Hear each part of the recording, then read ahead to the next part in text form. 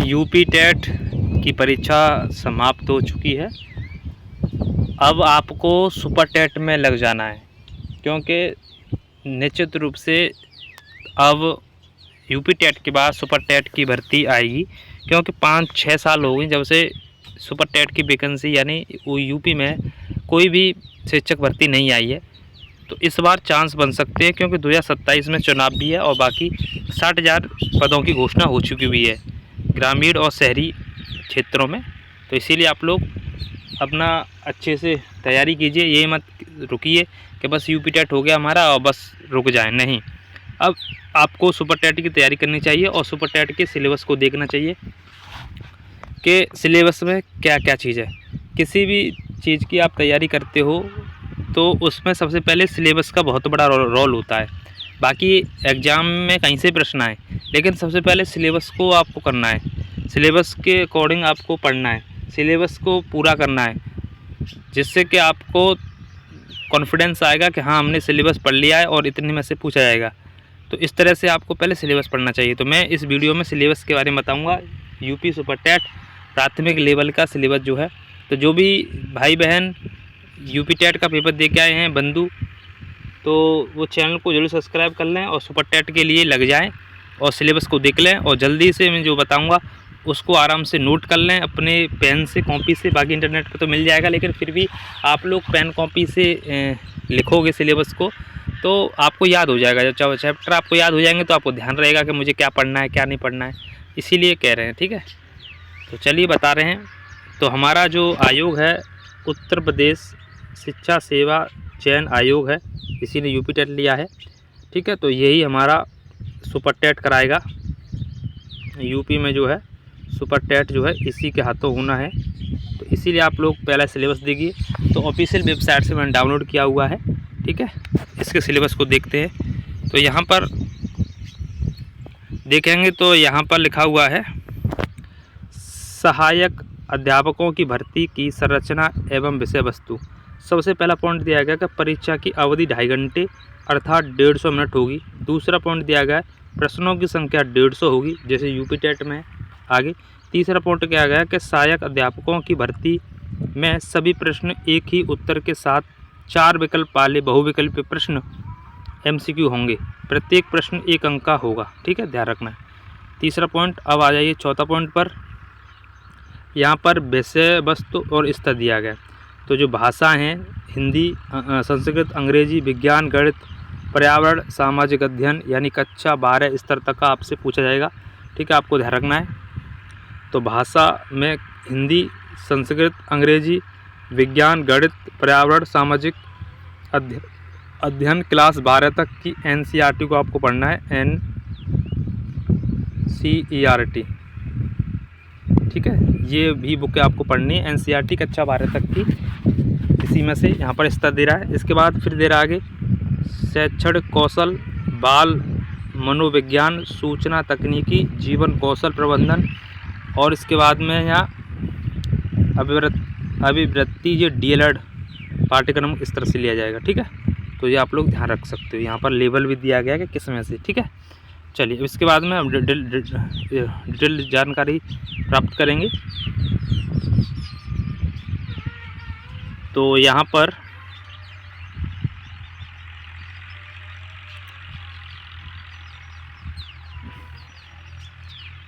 यहाँ विषय है, तो विषय है आपका हिंदी, संस्कृत और अंग्रेजी, ये भाषा है।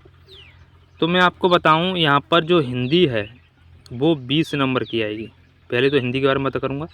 20 नंबर की यहाँ हिंदी आएगी, लिख लेना 20 नंबर की, जिसमें व्याकरण आएगा, ठीक है।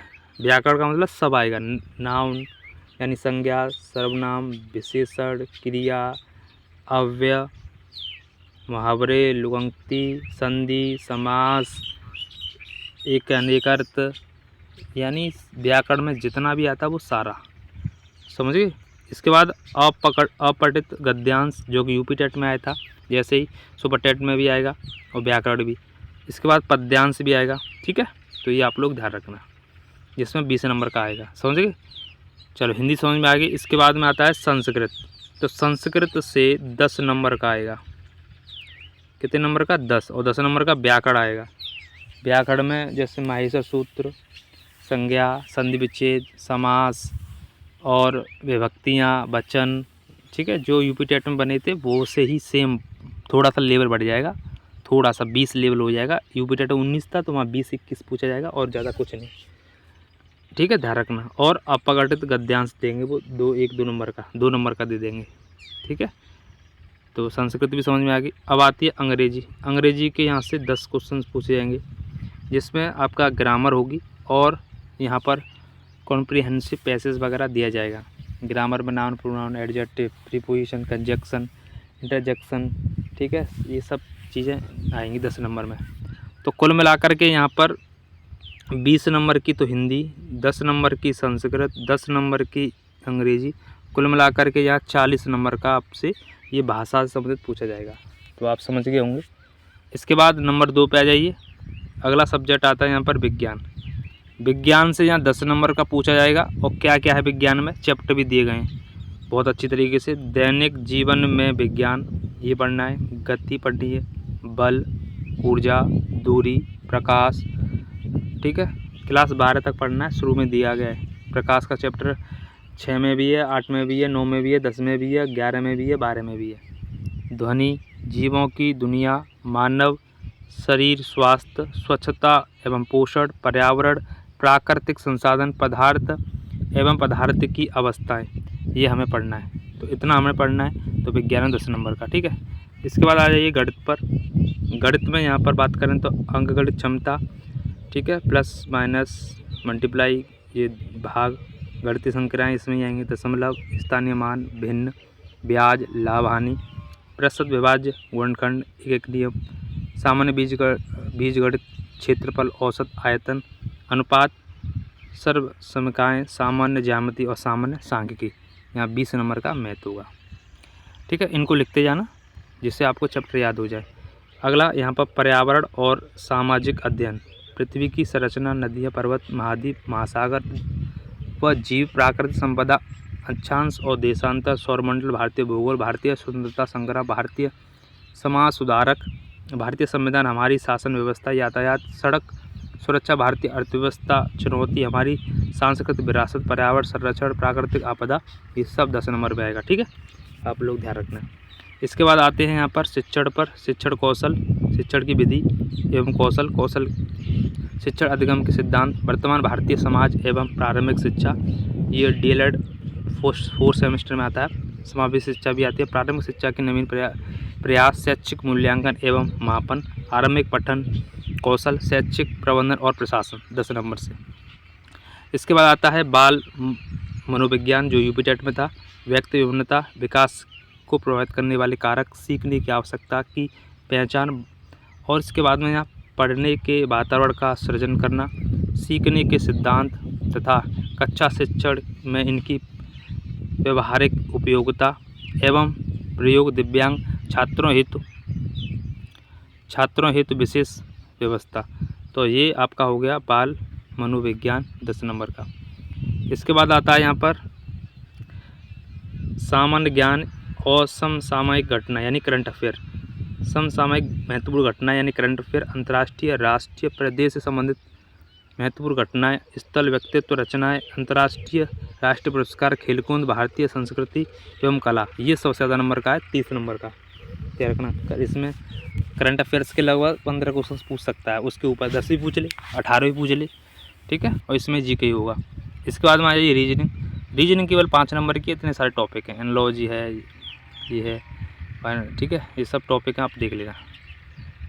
इसके बाद आता है सूचना तकनीकी यानी कंप्यूटर, 5 नंबर का। ये सारे टॉपिक हैं कंप्यूटर के। कक्षा शिक्षण, विद्यालय प्रबंधन, ठीक है, कंप्यूटर, इंटरनेट, स्मार्टफोन, ये शिक्षण और डिजिटल शिक्षण, ये सब आए 5 नंबर के। इसके बाद जीवन कौशल और प्रबंधन अभिवृत्ति यहाँ पर दिया गया है। यहाँ पर व्यावसायिक आचरण व नीति, प्रेरणा, शिक्षण की भूमिका, जिसमें सुविधाकर्ता, अनुसरणकर्ता, नेतृत्व, मार्गदर्शक,